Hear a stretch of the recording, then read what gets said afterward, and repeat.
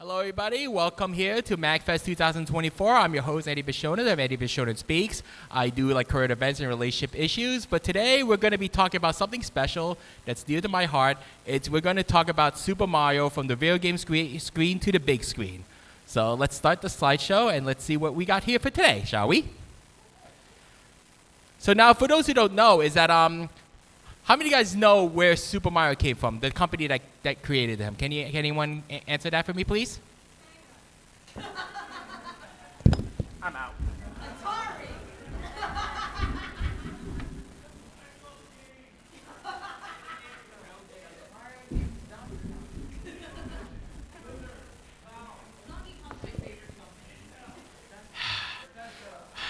Okay. Oh, all right. I know what your games you're playing here, but okay. Let's go, shall we? So of course we have to go from the very beginning. So of course it's founded in 1889 from Nintendo. Was known for their Hanafuda playing cards.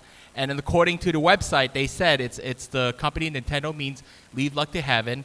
And the reason there aren't any numbers on it because there was fear of gambling. Though ironically, the Yakuza was actually seems to be playing the Hanafuda cards for a while. So in the meantime, how many of you guys are familiar with the precursor history of Japan? So we're gonna go through the juicy details of everything. So it's gonna be just a brief history lessons. Well, GTV isn't involved. The video game historian isn't involved. The game theory is not involved. So, haha, you're kind of stuck with me. So let's continue.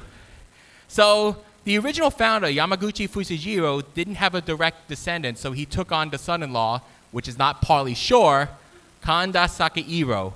And thus, he took the wife's surname, yes, that's a thing, deal with it, to carry on the legacy. So what do you guys think about the thing about taking someone else's last name? Yes? I think that's a win for women everywhere.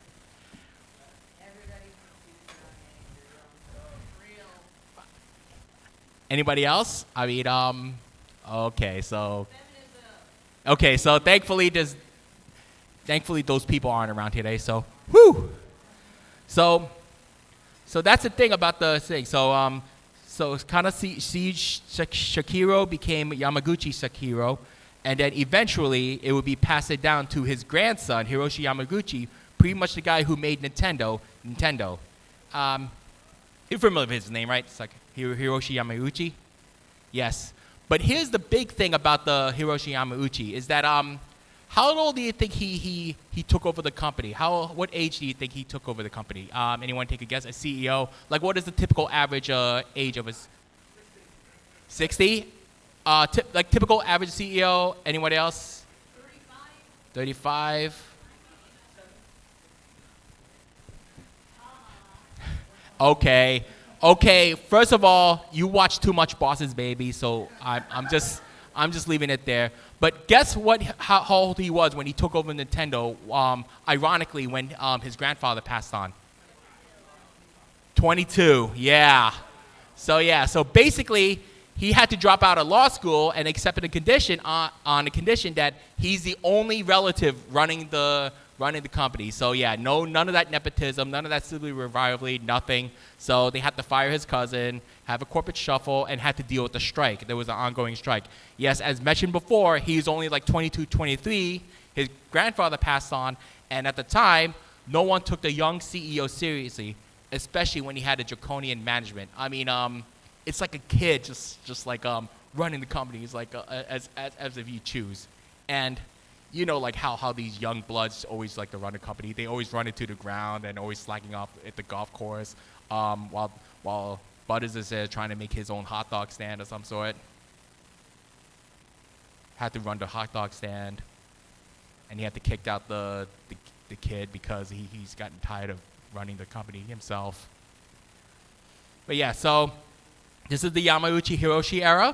This is about like around the 50s or some sort. So during his time, he has adventures. It's by the late 50s, he landed an American deal by licensing their playing cards with Disney. And yes, that Disney.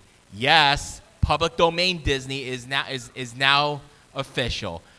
After more than 95 to 100 years, you could actually public domain Steamboat Willie as you please. So ha ha ha ha ha ha. So interesting enough, that led a precedent for Nintendo to become family friendly, because after all, playing cards, they thought it was like for like the underworld gangs or gambling or some sorts. So that was one of the big things that happened. So in addition, Nintendo took a company public and got involved with the 1964 Tokyo Olympics. And you all know well like how things would turn out when you get sponsored by the Olympics, right? Anyone want to take a guess? Huh?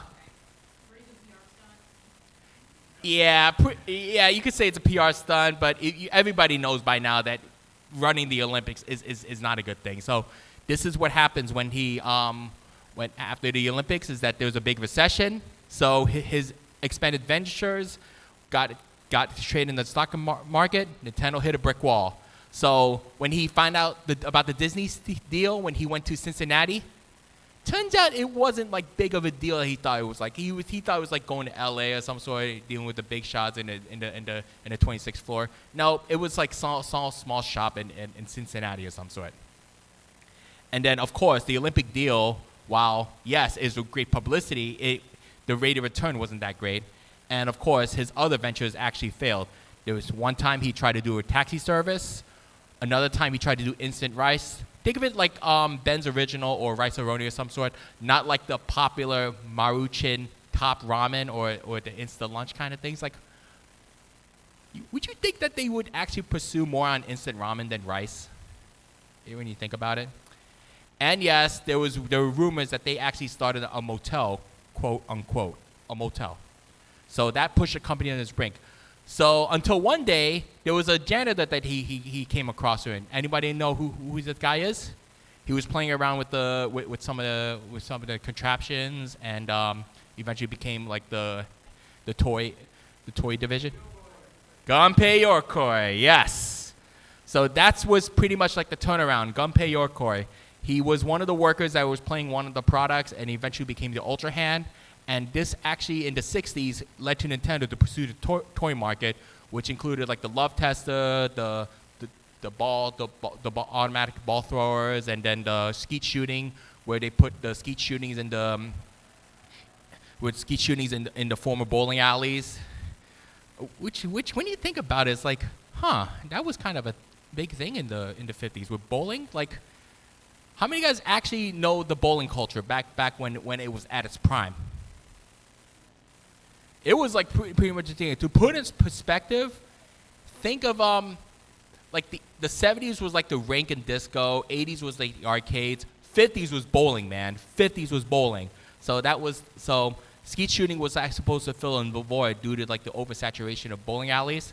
So there we go. We got Gunpei Yokoi, and of course, this went on to the 70s, which they actually pursue electronic gaming. By this time, they would have another shot at the American market. With Miru Arakawa in tow, they pursued America for the second time. And of course, we all know about the arcade industry at that time. Why don't you name some popular arcades back in the 70s or the 80s? Anybody want to take a gander at that? Well, you're pretty much close. That's 1980. Anybody else? That's 1981. 70s. That's later. 70s. Pong, yes. Come on, the popular shooting game that came from space.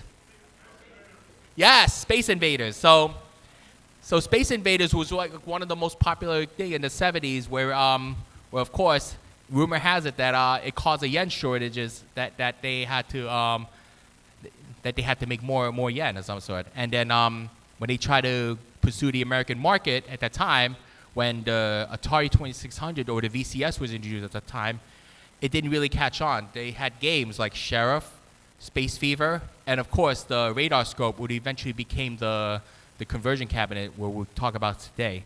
So it didn't catch on like Space Invaders, and thus again, Nintendo's on the brink of losing it all until they took a gamble at some art grad who had interest in manga and bluegrass music. Anybody know who that is? Yep, that's correct. Shigeru Miyamoto eventually created many video game franchises we know and love. Originally intended for Popeye, they came up with a concept about a stubborn gorilla, complete with a damsel dress and a hero who jumps. Jumpman. And of course, is that when you look at it through, back in the 1980s and in the late 70s, what kind of genres do you think most arcade industries was creating? What's up? No. That was the introduction. That was the introduction to the platformer. Before that, shmups, text-based. How about the maze game, where everybody was trying to copy Pac-Man? Yeah, this was like a big deal because remember, platforming was never a thing until Nintendo came along. So this was actually a big deal to the point that it eventually became Donkey Kong, and this was the breakthrough Nintendo needed in the arcade industry, and it also broke new ground for introducing the platform concept. And of course, it got heat with Universal and King Kong, but lost the case due to technicality. And then Jumpman, where it eventually became Mario, ironically enough, how they came up with the Mario game itself.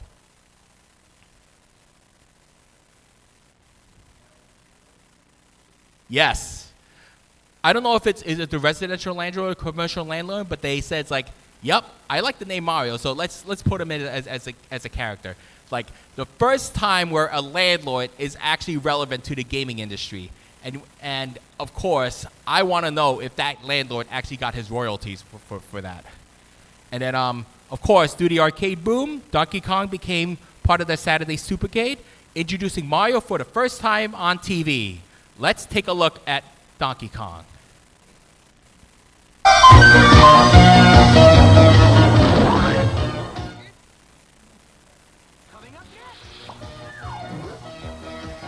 Sorry.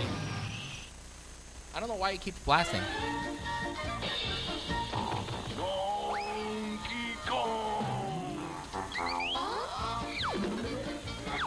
Oh.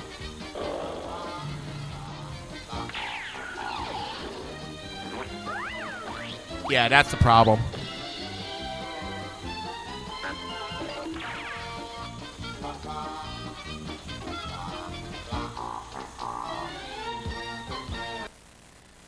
So basically, Donkey Kong is a cat and mouse chase with Mario and Pauline chasing after Donkey Kong. Isn't Donkey Kong supposed to capture Pauline and throw barrels at Mario of some sort?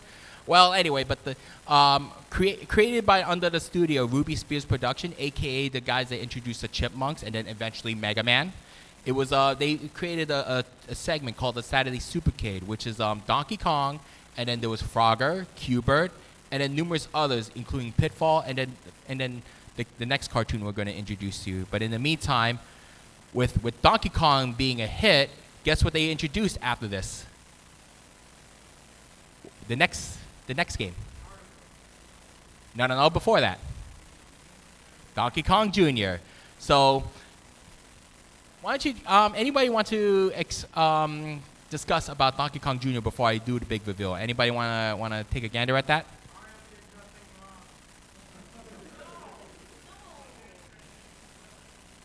Yes, Mario is the villain. Anything else?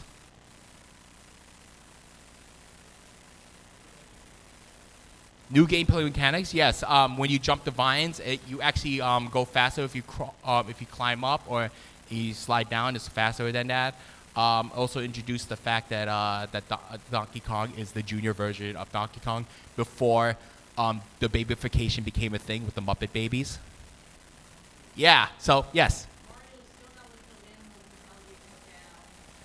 Oh, you could say that again. Oh my gosh. If the more we say about the turtles, the better. Which we'll get to eventually.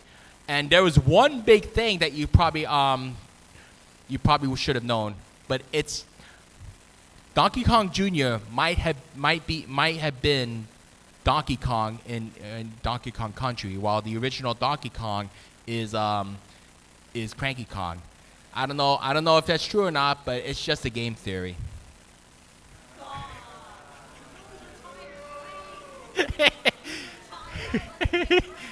Ha ha ha. I said it's just a game theory. So yeah. So speaking of Donkey Kong Jr., he actually has his own show. So let's take a look at that one.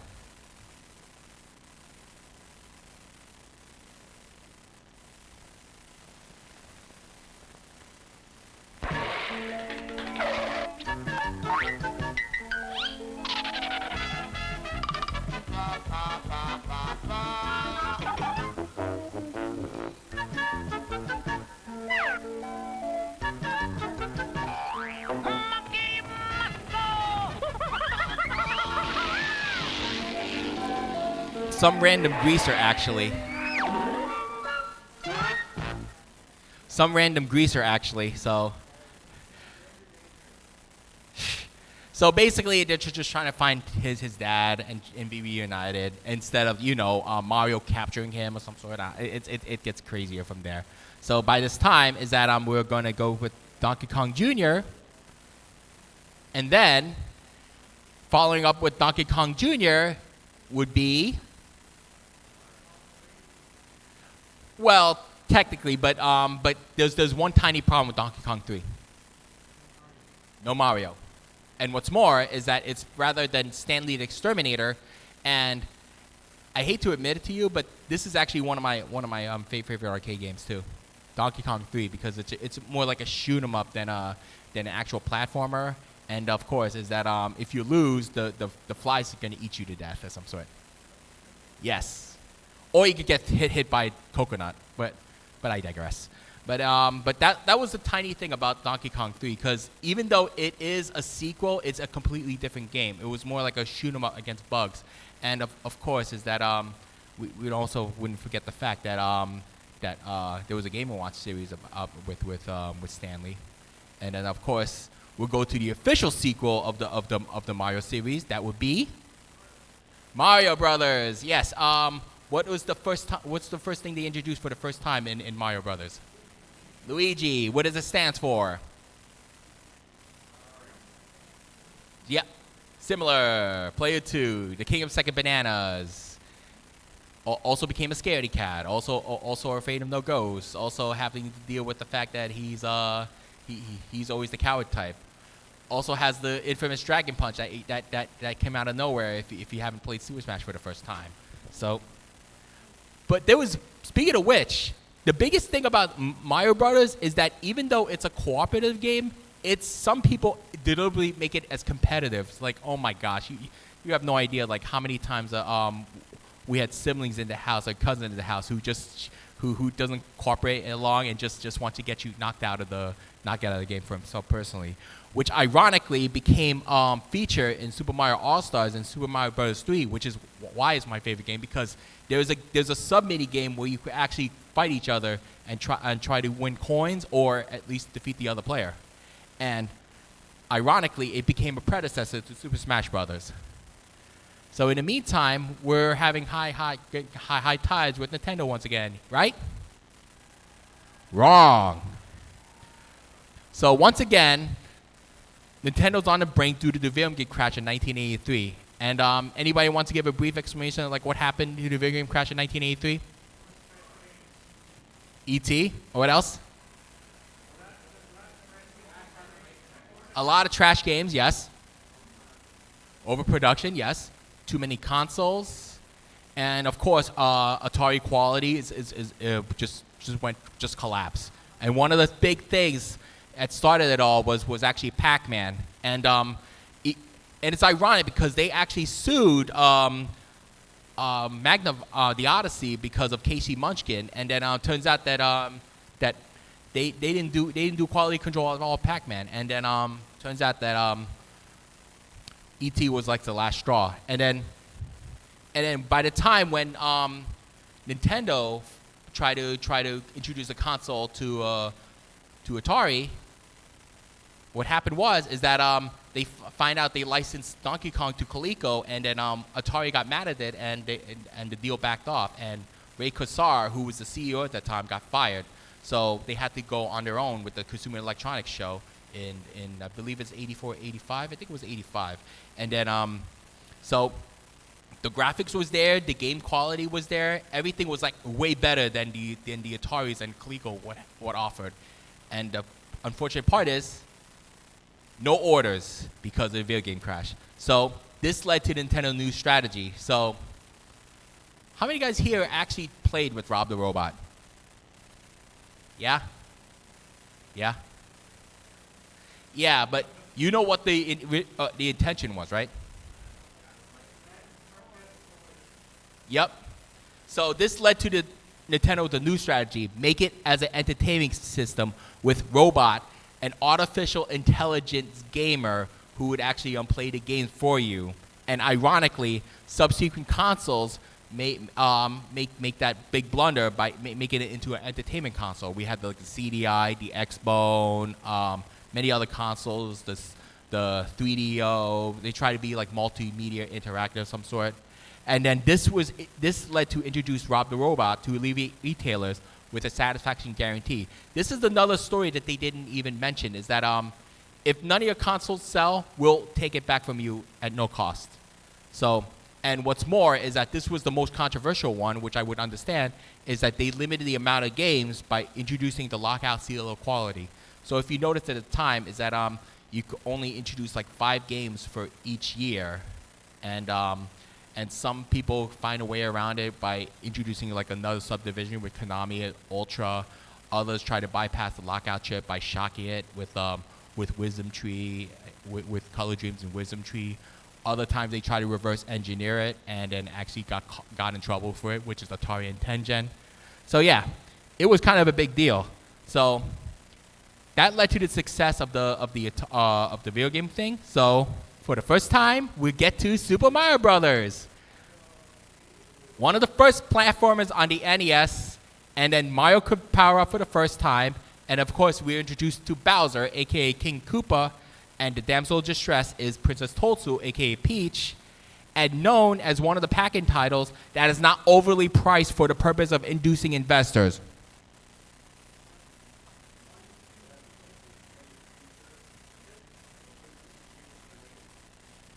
Oh my gosh! Like I don't even get like how did it get from a throwaway game into $100,000 in less than 6 months? I just don't get it.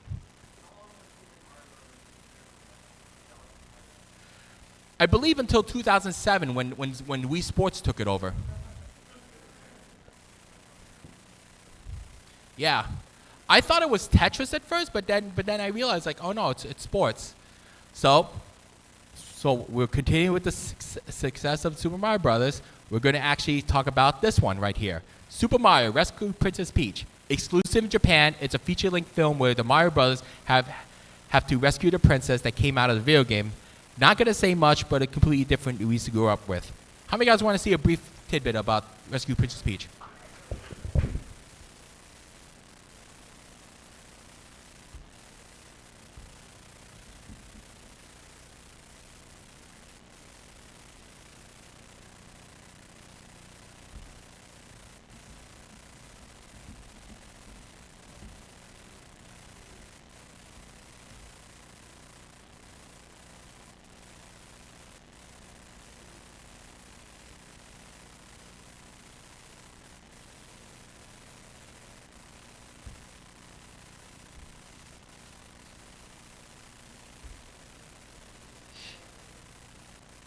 Wait.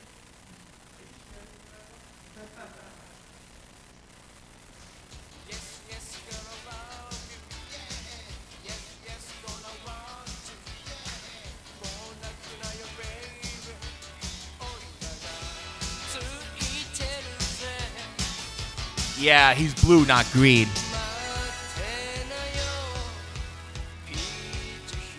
At least Peach will look all right. It's not Toad, but it's a dog.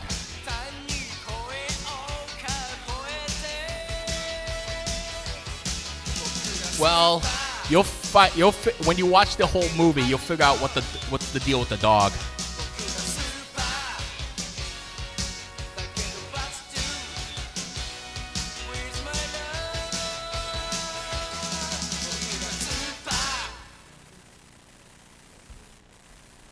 and that was the Rescue Princess Peach exclusive to the Super Mario, exclusive in Japan.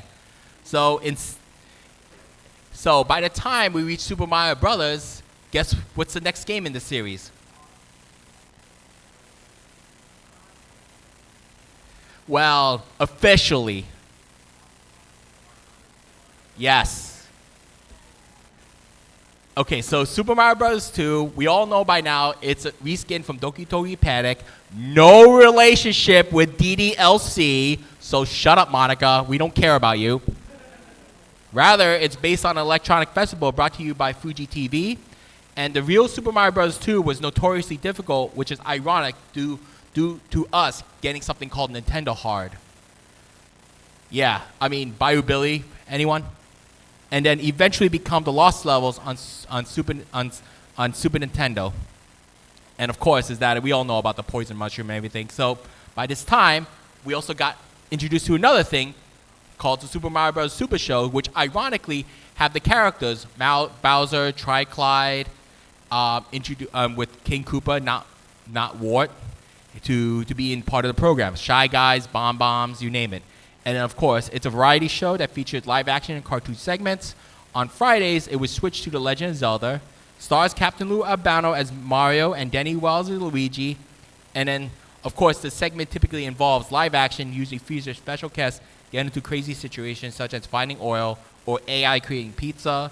And then the cartoon segments, it's basically dressed up in whatever floats, whatever theme of the day was. Like whether they're in space, whether it's Indiana Jones, whether they're in a prison, or whatever floats your boat. And this is the segment that they had with the. Nope. I forgot I already did that one. Oops. So next on the list is that there was this movie that actually introduced us to many Nintendo products. Anybody guess could name that famous movie?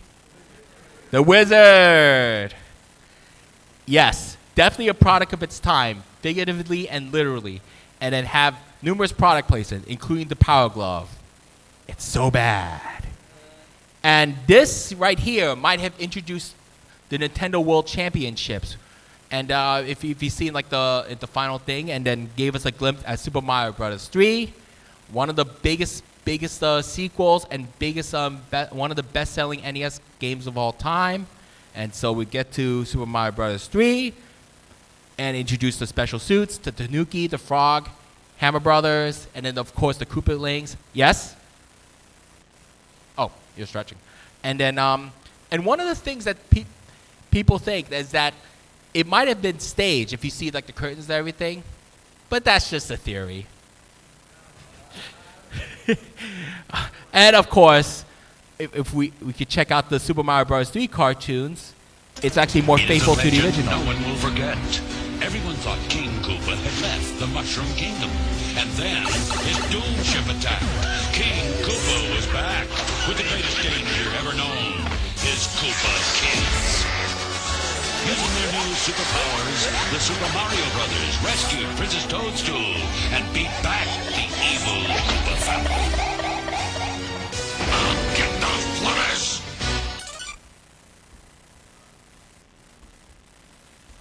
So this was actually more faithful to the original game than the previous one, believe it or not. So I actually adored that one, although the questionable case about Milli Vanilli seems to be in the back of my head. But let's continue on, shall we? And then we had the thing called the Video Game Wars and the Super Nintendo.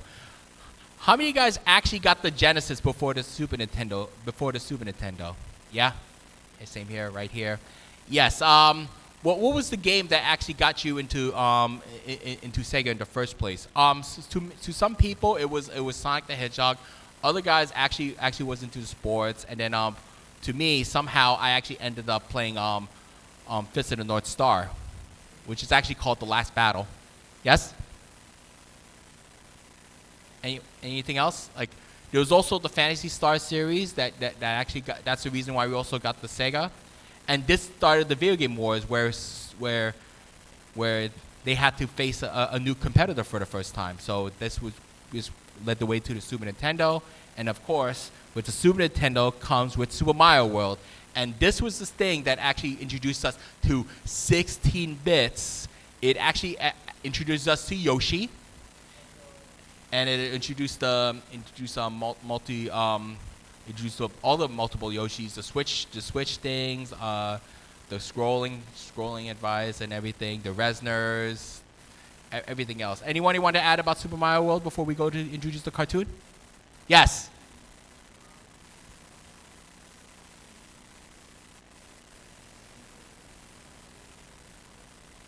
Oh yes, when you go to the special thing and you make it from spring to fall. Yes, I remember that one. And what's even more interesting that they try to get the Star 96 to complete all the stages until they realize they're supposed to do the Star Road twice in one thing, complete the goalpost and go to the secret hole. And my brother was looking at me. How did you get Star 96? It was like, dude, did you even actually went to the goalpost in the Star Road? It's like, no. So yeah, that was like a kind of big deal for me because I actually done something helpful for once. And thus, we get to Super Mario World. Super Mario World, it's a blast from the past. It's Super Mario World, you got to move Of course, it's all about dinosaurs. Mario and Luigi are doing what they can. Yoshi and the princess are giving them a hand. Super Mario World. Super Mario World, it's a blast from the past. In Super Mario World, it's a blast.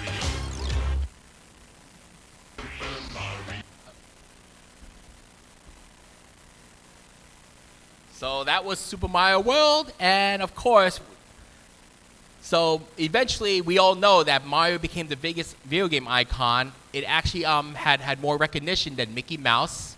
It had more recognition than maybe Superman and even Batman, even though Batman at the time was actually introducing us the animated series. And you would think that once again is that we're riding high with Super Mario once again, right?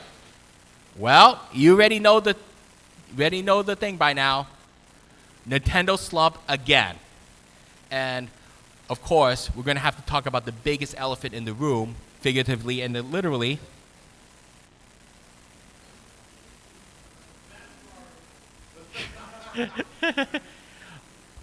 What's your name? Mario. What's your name? Luigi Mario.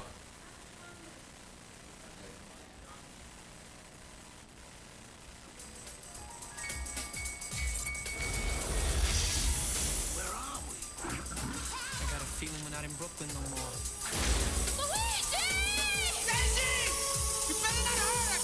Yeah, I don't know how everything got wrong in this production of some sort. They're plumbers. They're on the trail of a kidnapped princess. This was Bob Harkin's role after Roger Rabbit. That gives Think about that. the power. Yeah, everybody say they got hammered in that one because how bad it was.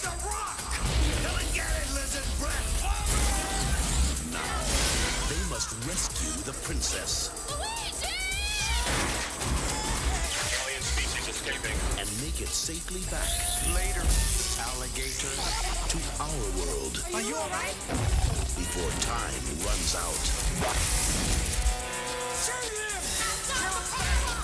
Yeah, I'm starting to get hurt with this right now. So, oh god. So yeah, who wants to be more in a world of hurt again? Who wants to be in a more world of hurt again? Okay.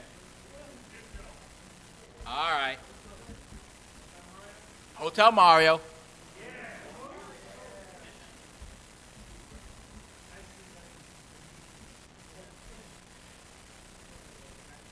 And we probably won't have time to show this thing, but if you've noticed, is that it was also notorious for introducing us to edutainment games. And though we all know that edutainment games could actually be entertaining. The problem is that they always focus on the wrong one. Like Mario is missing. Is that you would think that it would be something cool with if Mario is missing, but no, it became an edutainment game.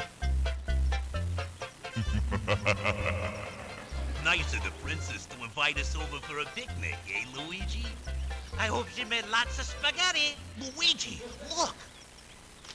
It's from Bowser. Dear pesky plumbers, the Koopalings and I have taken over the Mushroom Kingdom. The princess is now a permanent guest at one of my 7 Koopa hotels. I dare you to find her if you can. We gotta find the princess. And you gotta help us. If you need instructions on how to get through the hotels, check out the enclosed instruction book.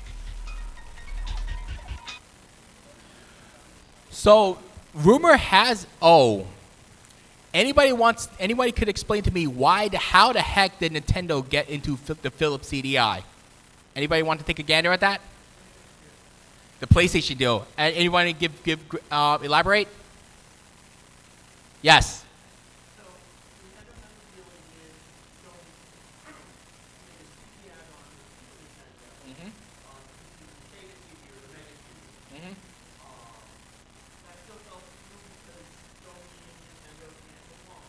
Yep.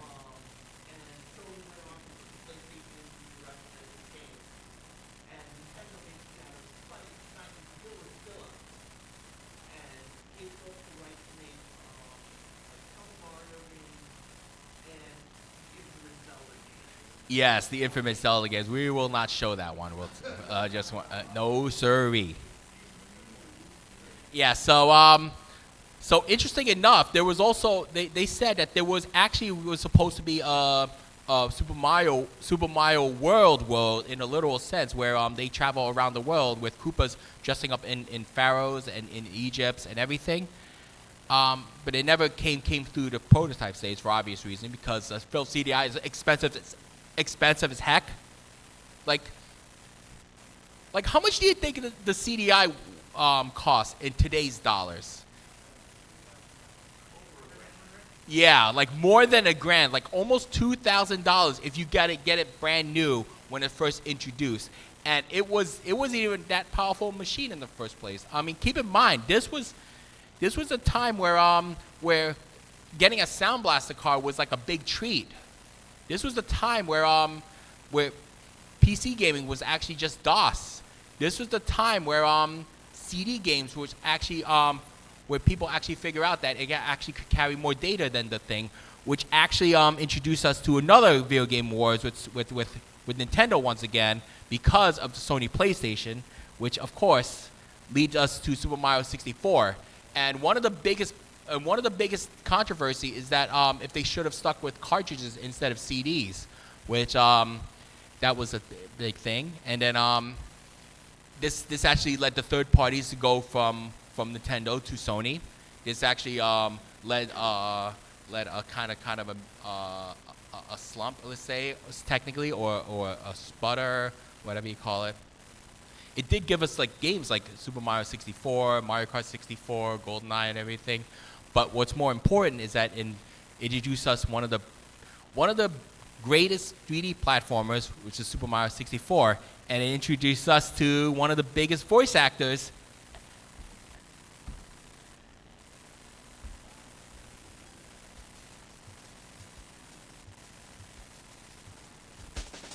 I got it. It's me, Mario. Hello! Hello. It eventually became a minigame for all the kiddies to play with. Yes, in the Mario Party series. But you're not gonna believe like how Nintendo got it right with the 3D platformer. If you play like other platformers on the PlayStation, oh my gosh, the camera angles are terrible of some sort. I mean, don't even bother playing Earthworm Jim on 3D or Bubsy on 3D. Yeah, trust me on that. Though they came close with Croc, and I heard that Croc was supposed to be a Yoshi spin-off of some sort, but that never came through of some sort. And yet they thought 3D was going to be the next big thing, which technically yes, but not what you think it would be. So that was like a big hiccup with the Super Mario series. So okay, we got like maybe 10 to 15 minutes left. So anything you want to add about the Nintendo 64? Anything else? Yeah. One of the first consoles that actually has the built-in multi-tap. Other times you have to buy the add-on. I mean, or at least get Super Bomberman, which came with it. Oh my gosh, I don't even know how long we've been playing Super Bomberman for quite some time because of that. And then of course, one of my favorite games on Nintendo 64 was Bomberman 64. It actually is a 3D Bomberman. Oh my gosh. Yeah, so we're gonna touch briefly on the Mario spin-off games. Of course, Mario Kart and the 64, the dreaded Rainbow Road, the Mario Party, Super Mario RPG. If you haven't played it yet, please do so. It's actually cool. And eventually we'll go to the Paper Mario series, and then the sports series, which is tennis, baseball, basketball, blah, blah, blah. You keep going on it. Yeah, we could go all the way. And the most famous one of all, in 1999, we get Super Smash Brothers. And yes, it was kind of a big deal, even though it was laggy of some sort. But dang it, beating up your favorite Nintendo characters was a heck of a lot of fun. I don't even know how many times we actually beat up Pikachu with Luigi or some sort. Anything you want to add about the Mario spin-off games of some sort? Yes.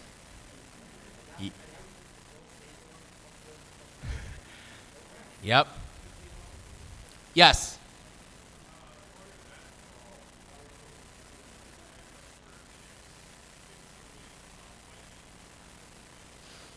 Yeah, that I have to remind you people that that Nintendo actually, despite being a first-party developer, actually has collaboration with other icons, with Square Enix, with of course the famous Super Mario RPG series. There's also Namco with the Mario Kart, the Pac-Man Versus, and then of course Tamagotchi and everything. They also, heck, even Hudson Soft, which is now Konami, actually was responsible for the first three Mario Party series. Yes. Yes. Yeah, Daisy was actually introduced in the Super Mario Land back in late '89, back in the late '80s, and of course Daisy became an official thing of course with Mario Tennis of some sort, and as we know in the movie is that it's not Princess Peach but Daisy in that one. Yes, that's the Mario and Luigi series. Yeah. It's a shame because they actually had a decent lineup of RPGs. Anything you want to add about the Mario spin-off games before we continue?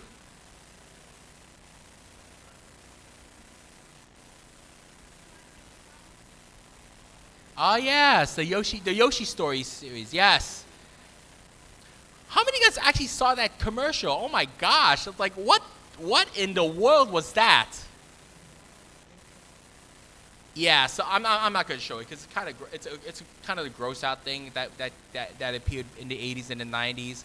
But no, the guy overstuffed himself to the point that he explodes. Yeah. Yes.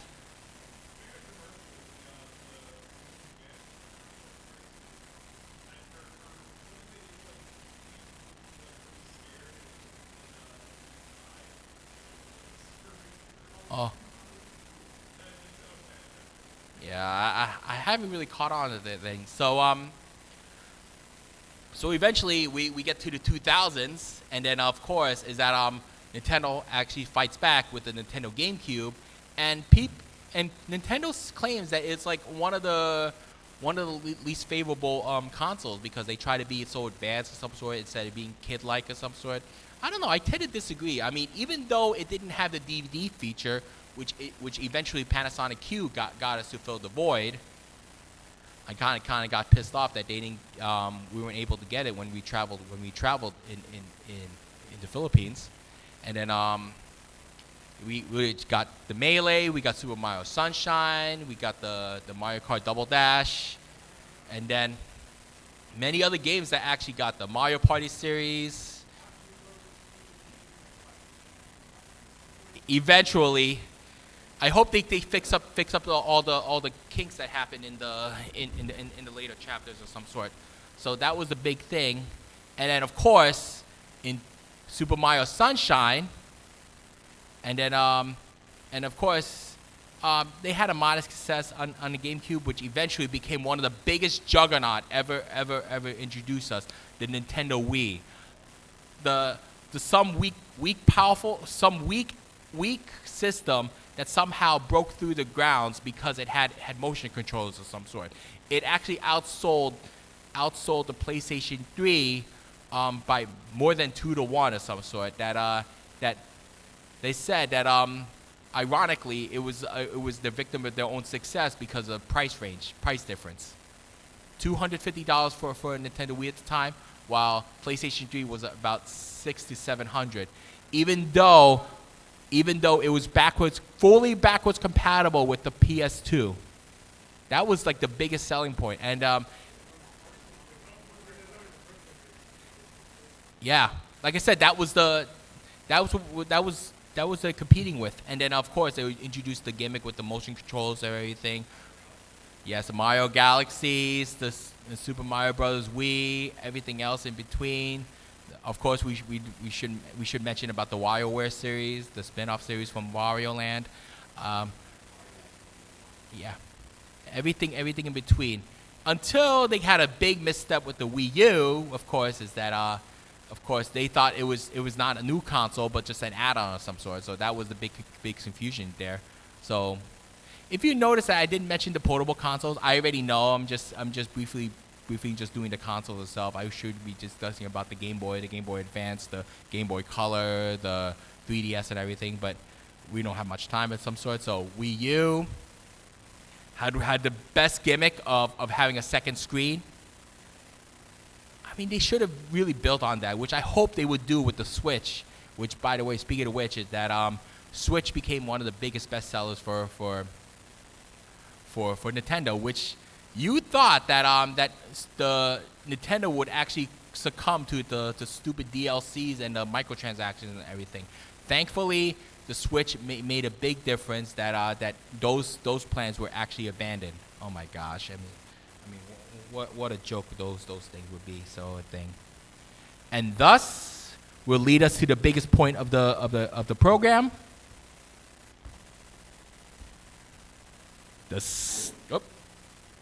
The Super Mario Brothers movie. How many guys actually saw the trailers? Yep. Everybody knows by now and everything. Yep, about the plumber that actually that introduced the rap again. My gosh, how long? How many years by now? Like they went to the big screen again. We just came full circle, and this actually shocked people the most, but one of the biggest hiccups is that the company responsible for doing Super Mario Bros. The movie was Illumination Entertainment, aka the people that did the Minions. Yeah, and what's more is that it almost fell off the tracks because of Sega and Sonic the Hedgehog with the bad art Sonic. Yeah, but thankfully Paramount saw the problem and fixed it, thankfully, so it actually became tolerable. So it actually gave big advantage for Super Mario to be back on the big screen, and thus it became a huge hit of some sort. And with Jack Black in tow, with Chris Pratt, who's eventually going to voice Garfield in the later series, and there's going to be a sequel along the way. There's going to be Donkey Kong and everything. How many guys actually watched Super Mario on the big screen when it first came out? Yeah, of course. Yes. And of course, we're going to put the elephant in the room.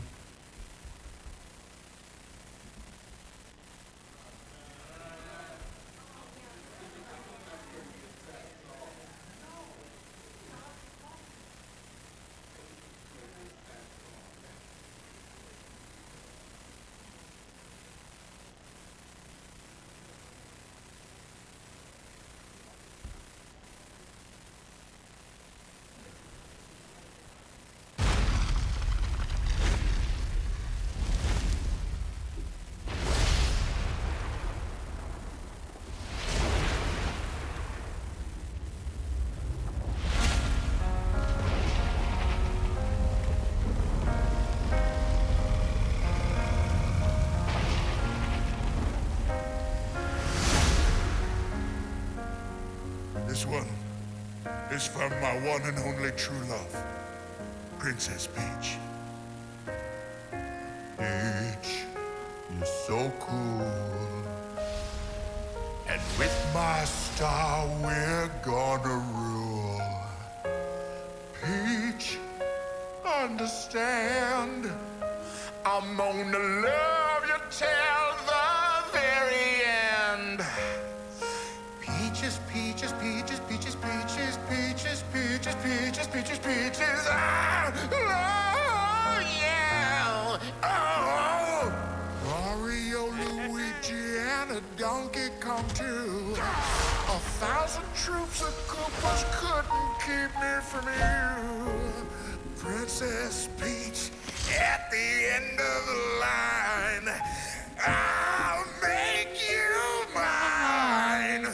Oh, peaches, peaches, peaches, peaches, peaches, peaches, peaches, peaches, peaches, peaches. Ah, oh, yeah. Oh, peaches, peaches, peach.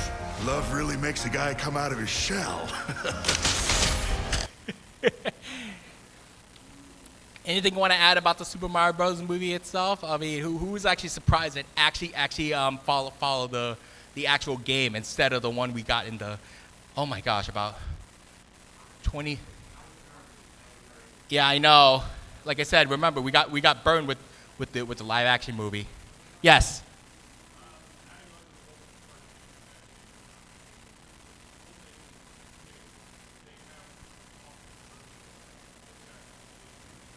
Because it is.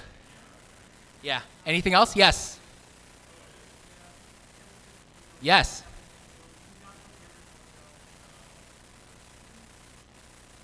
Yes.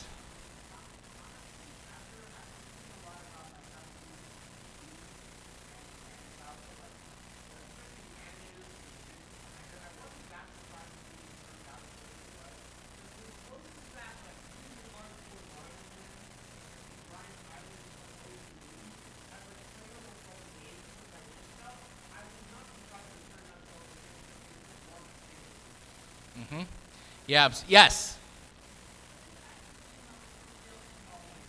Oh my gosh! I can't wait to see how the heck did Isabel raise that star.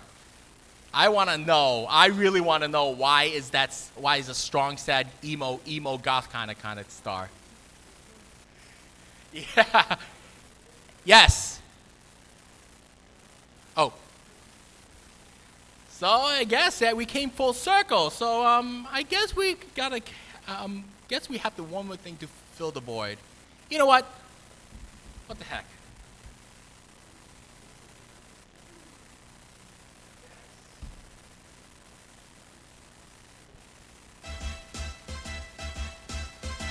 Do the Mario swing your arms from side to side. Come on, it's time to go. Do the Mario. Take one step. And then again, let's do the Mario all together now. You got it. It's the Mario. Do the Mario. So swing your arms, go side to side. Come on, it's time to go. Do the Mario. Take one step, and then again, let's do the Mario. All together now. Oh. Come on now, just like that.